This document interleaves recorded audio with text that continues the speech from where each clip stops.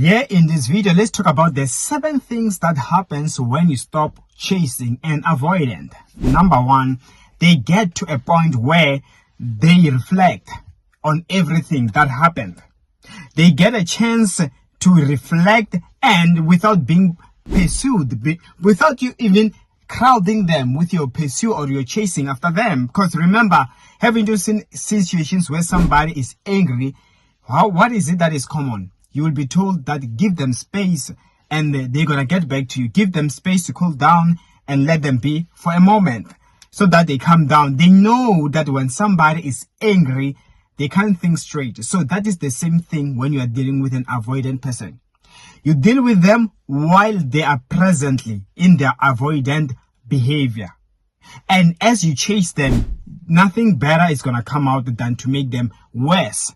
So of course, when you stop chasing, they get to reflect without you pushing them around and all these things. And that can bring them into a clarity of what they really want. 2, or the second one is a loss of control. A loss of control is they get to a point where they don't dictate the dynamics of the relationship. They are not the one that decides that, okay, today I'm cool, let's meet up. Or today, no, I don't feel like talking. No.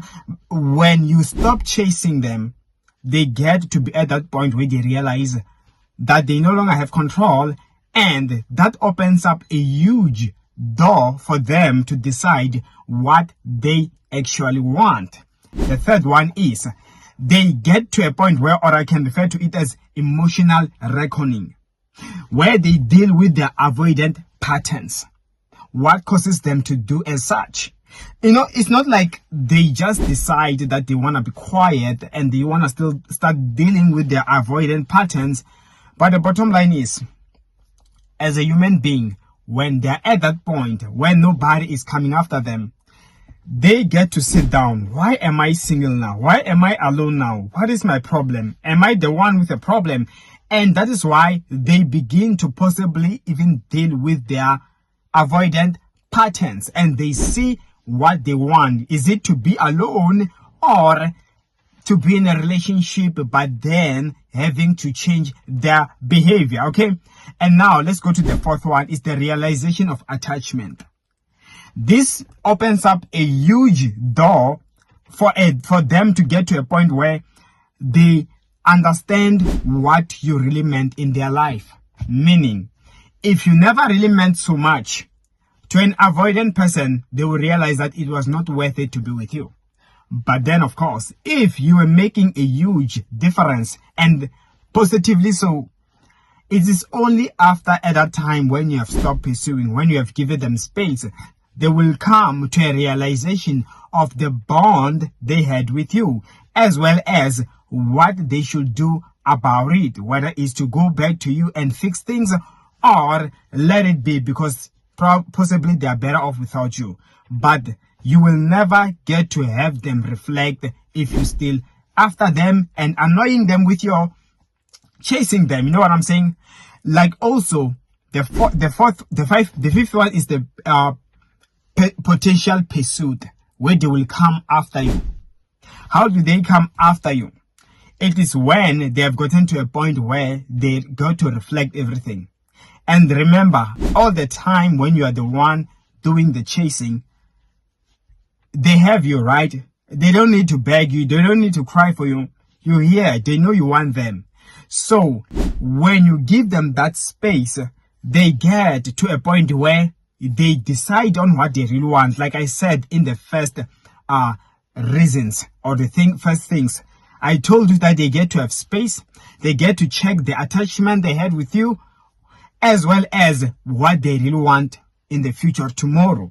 And as a result, if after you have given them that space to sit down, to think and all, that opens up a huge door then for them to decide. If they realize they still want you, you are making a difference in their life, that is why or how they will begin to pursue you back, to come after you, to apologize, or even if they are playing with your feelings. Sometimes it can get to a point where they want a reassurance, a validation for that matter.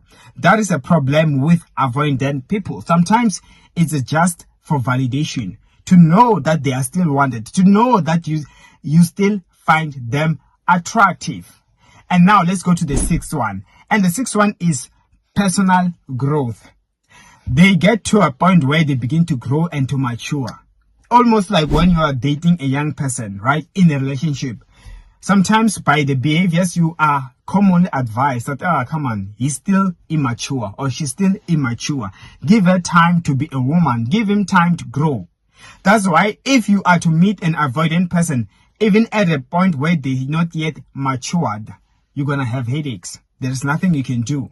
So when you give them that space, you are also saving yourself some trouble of stressing, crying, worrying and all with something which can only or is only going to change and as time goes on. So during that time, also realize that an avoidant person, they are beginning to grow up and all.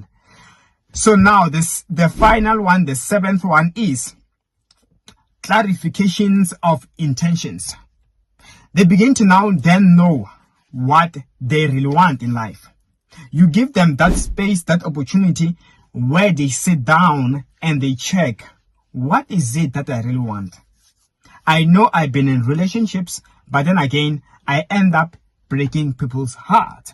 So when they are alone, be rest assured. That is why sometimes they can come back and you find that they are a better person, because it gives them that chance, that time to sit down to check what is it that they are really looking for.